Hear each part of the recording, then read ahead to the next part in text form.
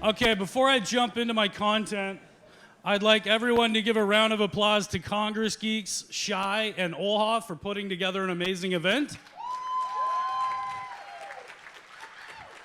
None of us would be here and be able to do this without extensive work. You have no idea what it takes to make something like this happen. And this is just such a cool space. When he said he was going to do this outside, I thought, oh, dear Lord. And this works amazing. So, okay, so I'm going to talk about storytelling for a little while. My name is Aaron Thompson. I'm the Chief Revenue Officer at a company called Success Coaching. That's our logo. Can anybody tell what it is other than a donkey and a plunger? It's a unicorn. All right. And I've got stickers if anybody wants them. They look great on water bottles and stuff. Just come find me. And what we do is teach people how to do this the right way. We have multiple levels of accredited certification in customer success management. 5 levels, actually. And what I'm going to share with you today comes from our level 4 curriculum, and it's on storytelling.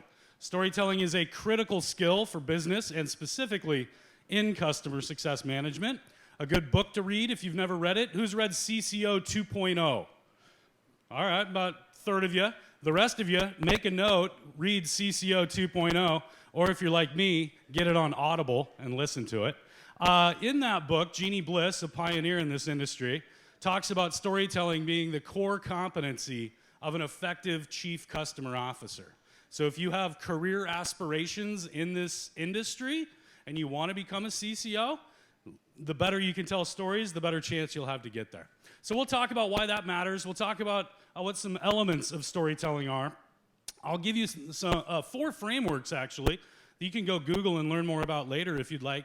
And then we'll actually all compile a customer story using a proven methodology. Jonathan, what was the book, The Best Story Wins?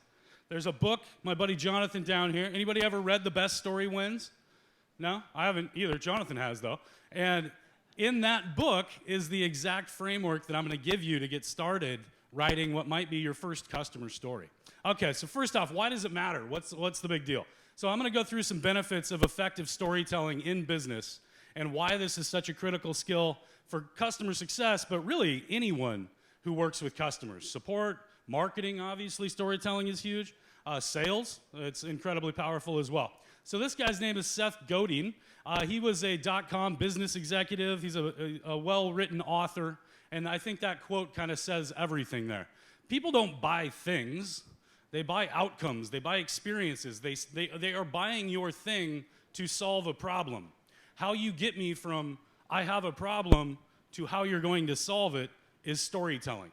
And it applies from the top of the funnel in marketing and sales all the way to the bottom, even in your business reviews and the real tactical stuff that we do in customer success.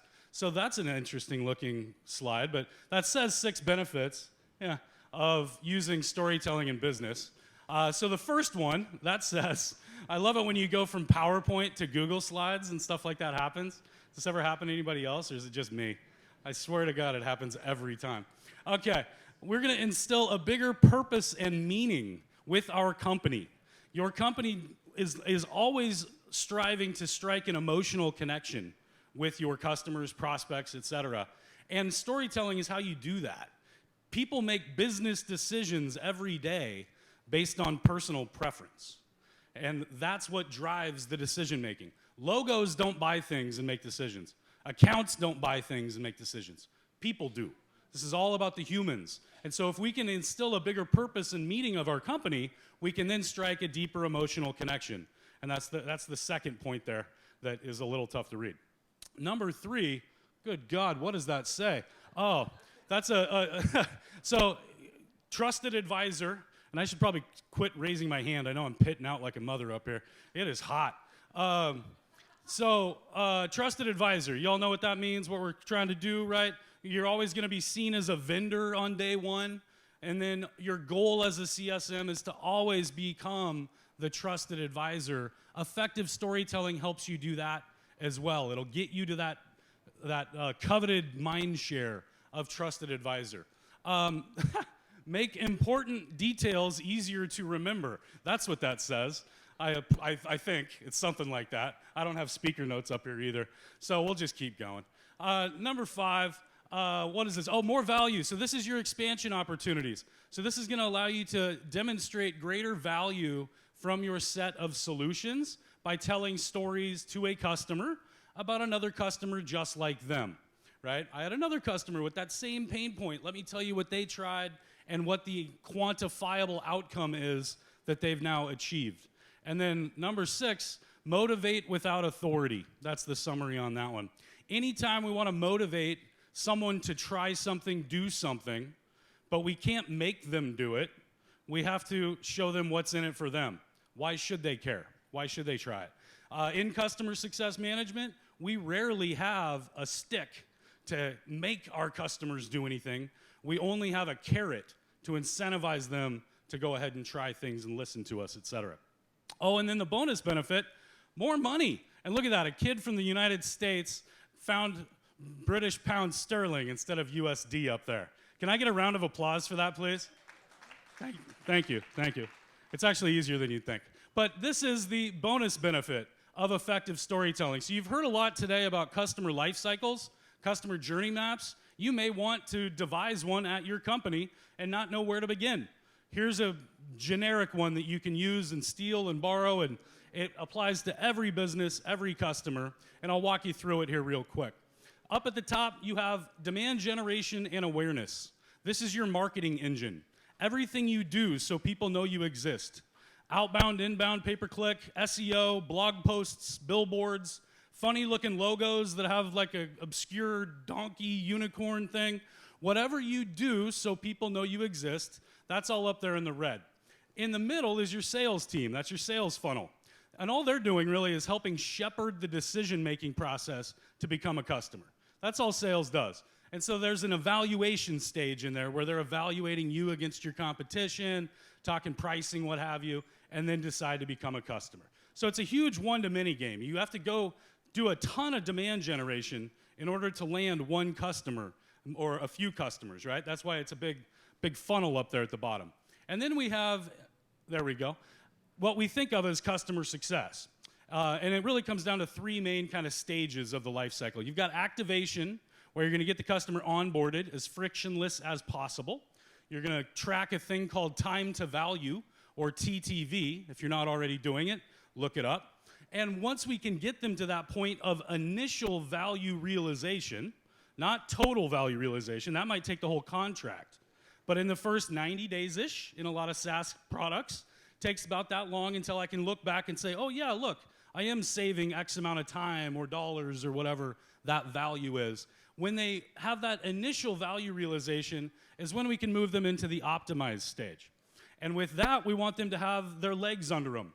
Industry best practices, no shelfware, meaning they're getting value from everything they're paying for, and they're realizing it. They're confirming back to you that yes, in fact, I agree, we have saved X amount of dollars or time or whatever, again, that value proposition was. When we do this effectively and we demonstrate that to them over the course of their contract, renewal becomes a natural byproduct of the life cycle.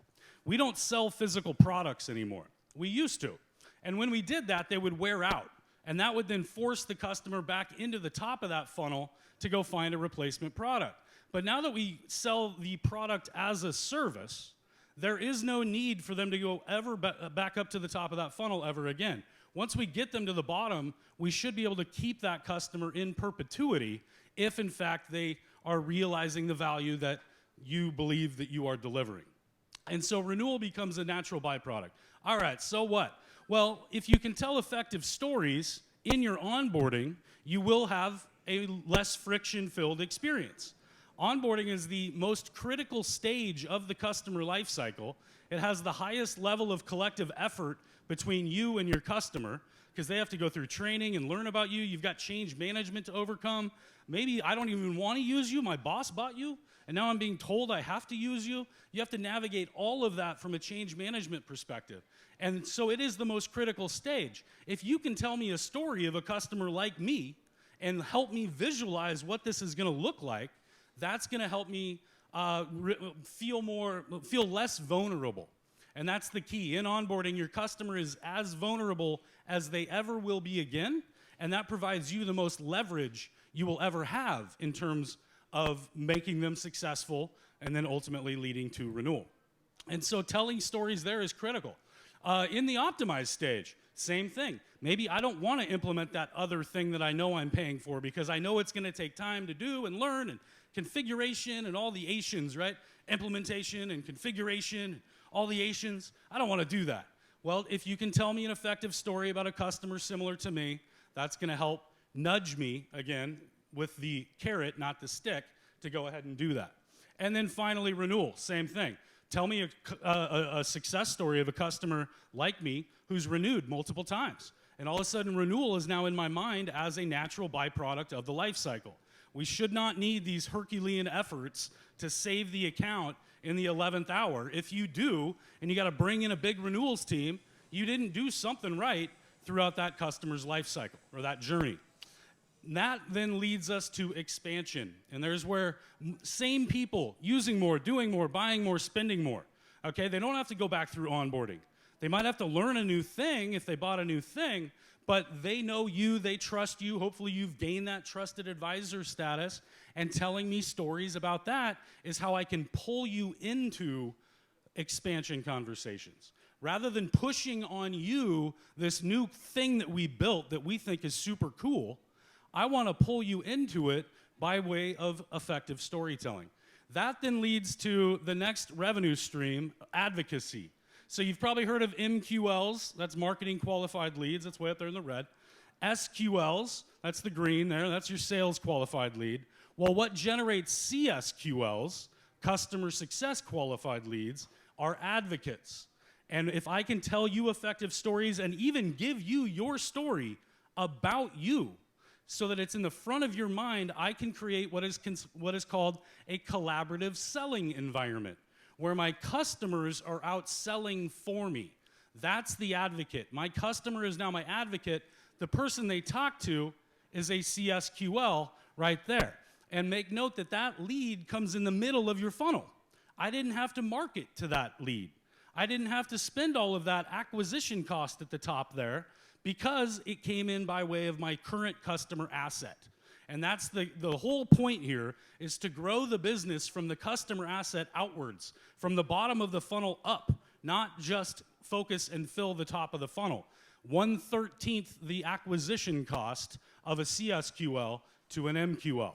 Not every dollar is created equal, and the better you can tell stories and enable your customers to tell their story, the more of those CSQLs you'll generate into your business. And then finally, ICP. It stands for Ideal Customer Profile or Persona, originally developed by marketing to go figure out what markets we're going to go after, who should we cast that wide net at the top there to, and who do we go, who do we market to? Well, what we want to do when we live in the bottom of the funnel, we learn who the good fit customers are, who the stretch fit customers are, and who the, oh my gosh, they're so noisy, I wish we never signed these customers. The bad fit customers, right? And it's our job in customer success to surface up that data by way of stories, ideally, because it's easier for marketing to learn from by who those good fit, stretch fit, and maybe bad fit customers are, so that we can refine the target at the top of the funnel. If we can be more efficient with what we do up there in the red and the green, we can create exponential growth. Speaking of, all right, so it's not just about retaining the revenue you were given. If you do effective storytelling, you'll generate more expansion revenue. With effective storytelling from there, you will generate additional advocates in that collaborative selling environment.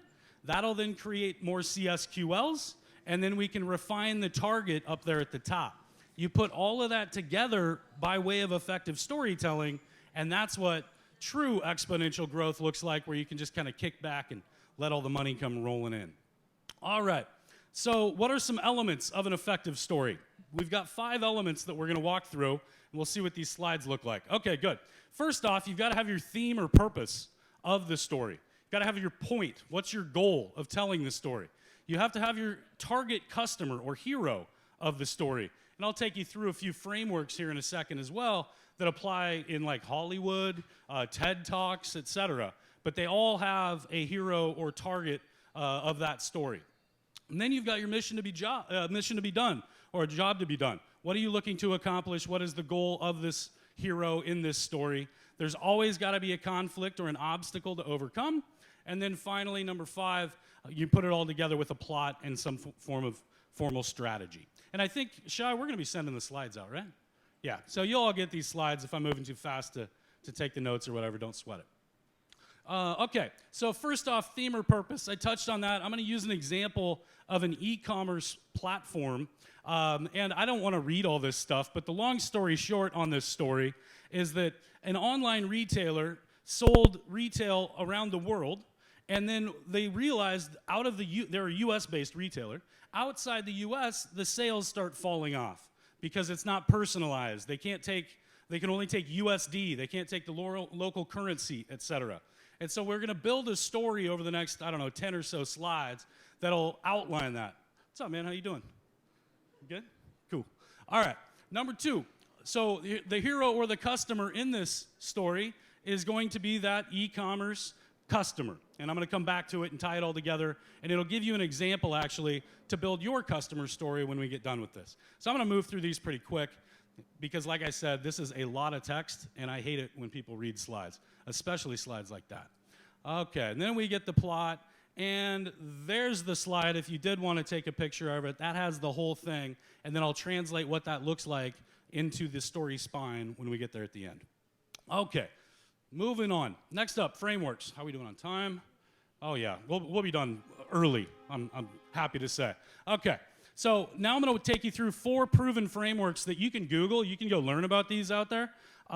This isn't things that we made up at Success Coaching. But they're very effective in business use cases. And the first one is called Campbell's Hero, and I'll unpack each of these in a second. The next is Duarte's Persuasive Story Pattern. That's Nancy Duarte. The next is the WIFM framework, What's in it for me?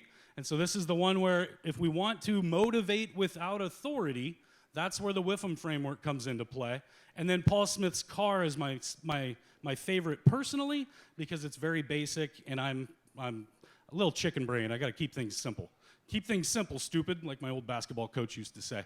The KISS rule. Okay, so Hero's Journey Framework, that's like an eye chart, so I'll just tell you what's up there.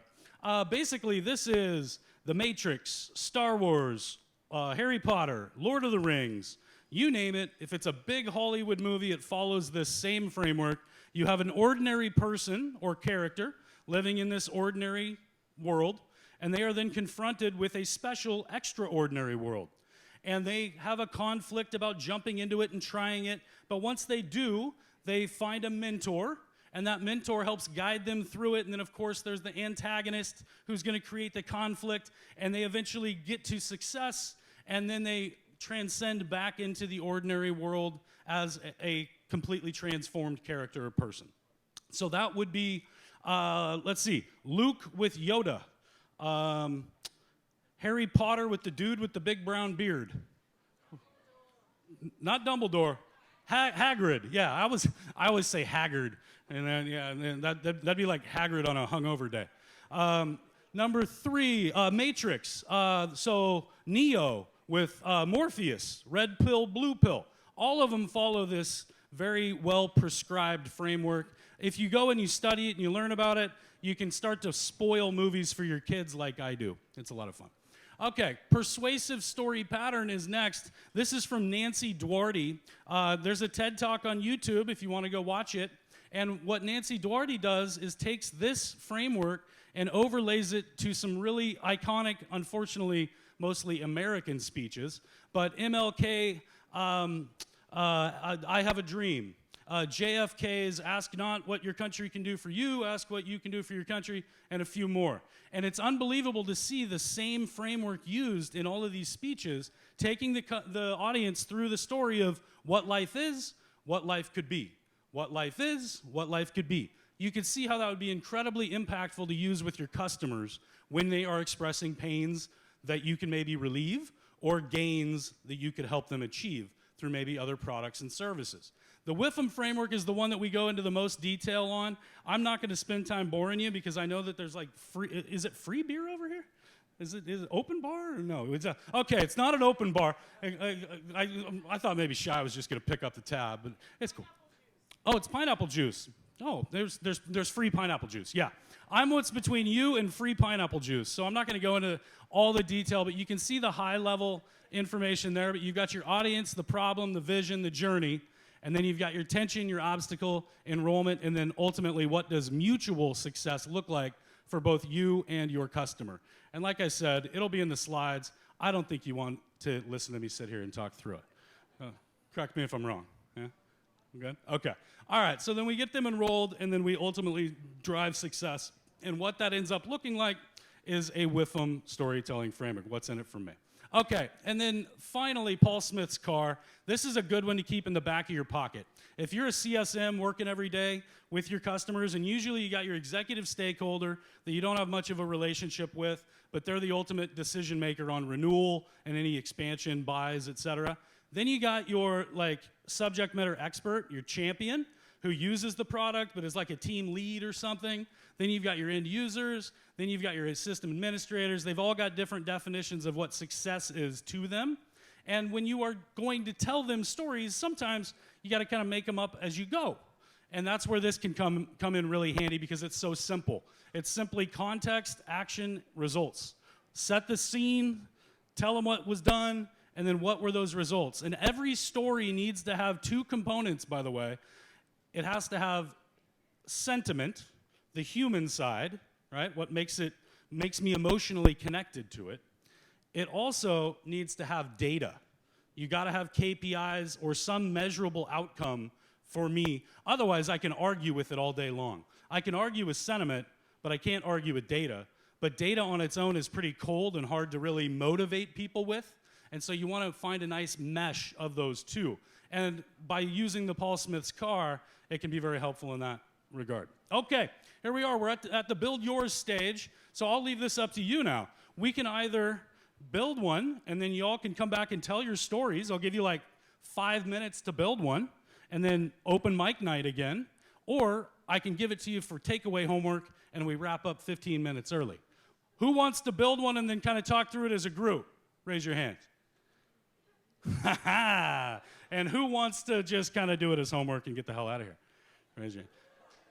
I don't know what everybody else, not everybody raised their hand for one or the other, so I don't know what those folks are thinking. But, okay, I'll just walk you through the story spine, and then you can feel free to take that and use that as your starting place. You probably won't leave the story in this format because, well, you'll see here in a second, but it's a great place to begin. Sometimes it's difficult to outline your thoughts of what that story looks like. Okay, so using the story spine and the e-commerce example, here's what it looks like. Once upon a time, there was blank. Does that come? Yeah, I don't know if that's showing up or not. Every day, blank. One day, something changed. Because of that, something happened. Because of that, as many times as you need, things get better and better and better, hopefully. And then until finally this happened, and then every day after that. So let me give you an example, and then you can take that format as your homework to go build your customer story. So using that e-commerce example, once upon a time, there was, I can't see it over there, a popular US-based fitness clothing brand that sold that launched an e-commerce website. Every day, they sold their apparel to adoring fans all around the world until one day they started getting complaints from international customers about that lack of personalization. Couldn't accept anything but USD, blah, blah, blah, blah, blah. Because of that, buyers outside the US started to publicly gripe on their customer community, et cetera. And because of that, and the lack of personalization, they started seeing their sales fall off outside the United States. Man, my eyes are bad. Okay, until finally the company implemented basically a module that personalizes it based on IP address. If you're on my website buying things, I can tell that where you're coming from based on your IP address. And so until finally they implemented that, and after that, the international customers rejoiced, et cetera, and their business skyrocketed, and everybody lived happily ever after. Okay, so if you want to use this as a framework to begin your first, maybe, customer story, there it is. You can take a screenshot of that, or again, we'll get the slides out to everybody, and it might be a little more clear. I'm going to wait while I see some phones go up. And you can Google it. It's in The Best Story Wins as well. Apparently, this is a friend of yours, huh? Ish? Yeah. Yeah, Jonathan knows everybody. He knows Dan Steinman, too. This dude's like a legend. He's a legend over here. You should all come get his autograph. Okay. All right. Oh, here's some common workplace elements if the screens are clean enough and you can see it. But basically, we've taken the WIFM story framework with all those different boxes, and we've given you some more business-appropriate items to think about in terms of audience, problems, obstacles, etc. Might also be a good screenshot if you want to take that one, because it takes it and helps you kind of capture what a more business-appropriate story may look like. So in summary, use stories. Get good at telling stories, no matter where you are in the enterprise, but especially as a customer success expert and professional. And if you want to become an executive, CCO, that is the first and foremost core competency that you should focus on. Because what we do at the end of the day is nothing other than try to make people's lives better. And we can do that more effectively by telling them stories about other customers like them, and even arming them with their own story to create that advocacy, collaborative selling environment. If you'd like to learn more or connect with me on any social media, you can find my personal site, redslacks.com. If you're going to be here tomorrow, you'll see why it's red slacks. These are not red slacks. It was too hot today for the red slacks. And you can, LinkedIn, YouTube, it's all on there. Written articles about why QBRs are stupid, that's on there. The 3 Ds of customer success is another one. I'd encourage anybody new to the industry to go read that. It'll help take this very complicated industry and break it down. And then, of course, if you're interested in actual training, certification, successcoaching.co. Thank you very much. Have a great evening. I hope to see those of you who are coming at the dinner, and I'll see you later tonight.